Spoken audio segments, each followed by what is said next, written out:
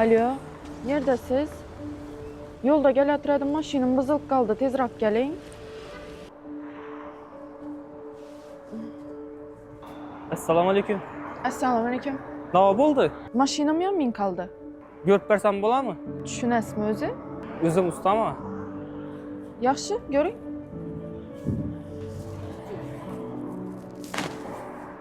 Bo'ldimi? Yaxshi ko'ring qani. Hop, yandi, rahmat. Bo'ldi esa yo'lingiz bo'lsin.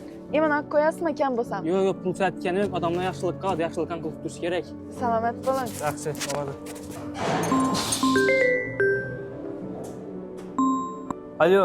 Alo akasi, iftorlikka bir pechenak keling. Ham desa bolalaringizni yesi kelibdi. Bo'ldi, yaxshi. Ha, qachon bitadi endi bu? Yo'q, hali bitmadi. Og'a, ertaga bitadi bu, xudo xolasa. Lekin pulni oldindan berolmaysizmi? Nopul, avval bitir, keyin pulingni olasan. Bo'ldi, tushundim. Yaxshi.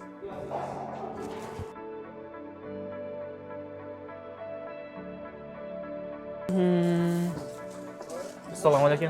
Assalomu alaykum. Og'a, 35 ming so'mni topsa bo'ldi sizlarga. Nechta pechon bo'lsa bo'ladi? Hozir 1 minut. Bo'ldi, yaxshi.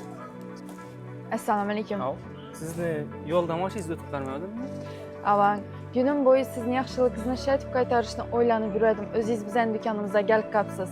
Bu do'kon siznikimi? Avang, bu Bunyod Optim do'koni bizniki. Bu Bunyod Optim do'konimiz tomonidan sizga hadya. Katta rahmat sizga.